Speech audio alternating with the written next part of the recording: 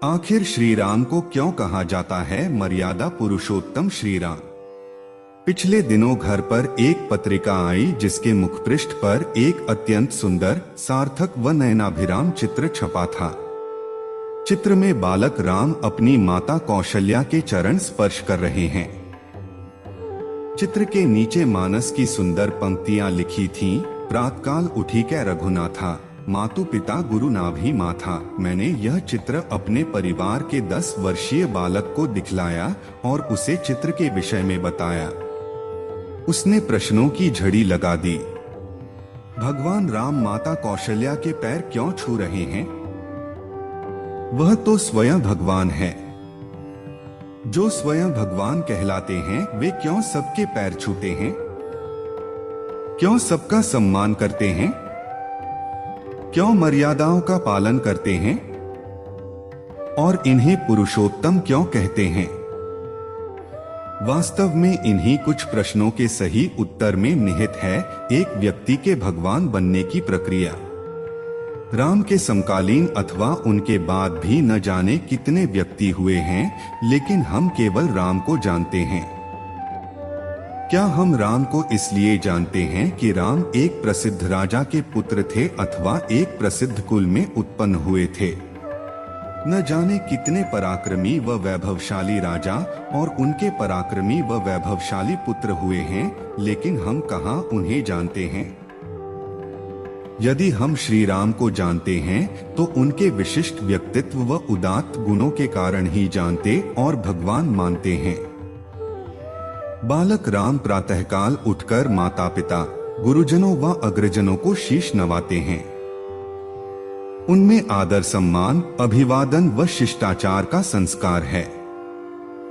ऐसा बालक सबका स्नेह व आशीर्वाद पाता है। यह स्नेह और आशीर्वाद ही है जो किसी को भी ऊंचाई पर ले जाने में सक्षम है। श्री राम भी अपने इन्हीं गुणों के कारण बहुत ऊंचे उठ जाते हैं।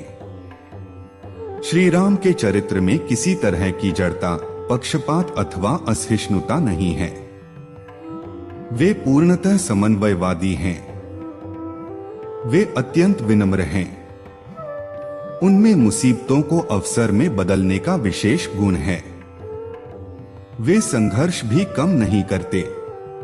इन्हीं गुणों ने राम को भगवान श्री राम बनाया। सद्गुण, संघर्ष और सहिष्णुता ही किसी को राम बना सकते हैं। इस पृथ्वी पर ना जाने कितने ही पुरुष हुए हैं, एक से बढ़कर एक शक्तिशाली, पराक्रमी, साहसी, बलवान, ज्ञानी, सहज व सूझबूझ आदि रखने वाले। परंतु जो सभी पुरुषों की सीमाओं पर पार पाले उसे ही पुरुषोत्तम कहते हैं। पुरुषोत्तम का सीधा अर्थ है वह पुरुष जो पुरुषों में सबसे उत्तम हो। श्री राम ने किसी भी अवस्था में मर्यादा व सीमाओं का भी उल्लंघन नहीं किया। श्री राम की सकारात्मकता देखिए कि जब वनवास के दौरान एक मुनि उनकी इस अवस्था के लिए कैकेयी को दोष देते हैं तो वे कहते हैं कि मुनिवर, माता की कृपा के कारण ही तो मुझे आपके दर्शनों का सौभाग्य प्राप्त हुआ है। इसी सहिष्णुता व सकारात्मकता ने राम को मर्यादा पुरुषोत्तम श्री राम बनाया। हम श्री राम के गुणों के कारण उन्हें पूजते हैं, लेकिन क्या हम सचमुच पूजना जानते हैं?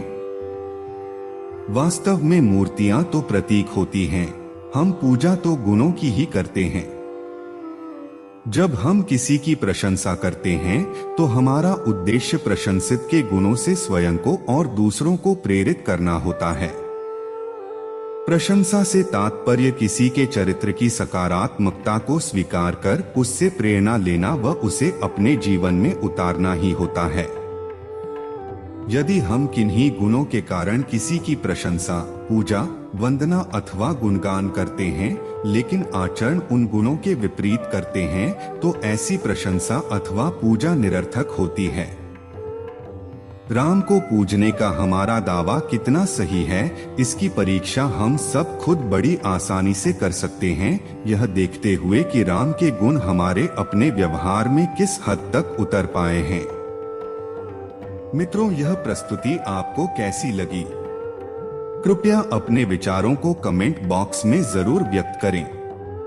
अगर वीडियो अच्छी लगी हो तो वीडियो को लाइक करें और अपने मित्रों व सगे संबंधियों के साथ जरूर शेयर करें। चैनल को जरूर सब्सक्राइब करें। हम ऐसे ही वेदांत आपके सामने लाते रहेंगे। तब तक के लिए ओम तत्व सत्य।